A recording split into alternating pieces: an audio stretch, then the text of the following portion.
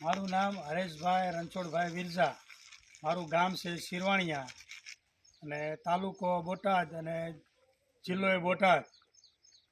અને હું 2 વર્ષ 2023-24માં જિલ્લા બાગાયત કચેરીના માર્ગદર્શન હેઠે મેં સુરક્ષિત ખેતી કરવા સહાય પોતાના નેટ હાઉસ ખેતર પર બનાવેલ છે. અને નેટ હાઉસમાં મેં ખીરા કાકડીનું વાવેતર કરેલ છે. અને બાગાયત કચેરી તરફથી મને યોગ માર્ગદર્શન મળેલ છે.